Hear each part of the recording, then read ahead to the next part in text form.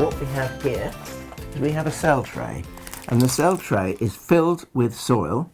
And would you like to see me do one? Yeah. Okay. Because I'm suspecting this soil, I mean, soil, compost, these terms, what is the perfect mix to then get your pelargoniums, your tender perennials to thrive, to take? If you're not experienced in how to do it, go to the garden centre and buy a seed and cutting compost mix.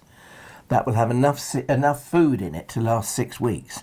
And the plants that I'm rooting today in these cell trays, some of them, not all of them, but some of them will stay in these cell trays until next February, because they're not going to be growing over. There's enough food in there to let them get a start.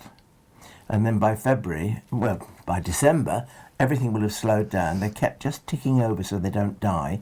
You have to watch very, very carefully during these dark months of the winter, because otherwise things get too wet and rot, so don't water them too much.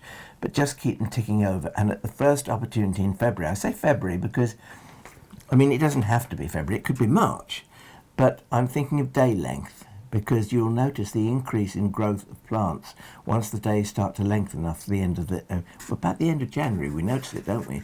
From Christmas we get about an extra hour, nearly an extra hour's daylight. And then, of course, we go into March, then the clocks go forward, spring forward, fall back. They spring forward, and we've got lots more daylight again.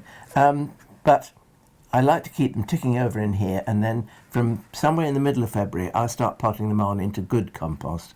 So I'll use a compost containing John Innes number 3, which is loam-based, and it has all the nutrients and the minerals in there to nourish that plant.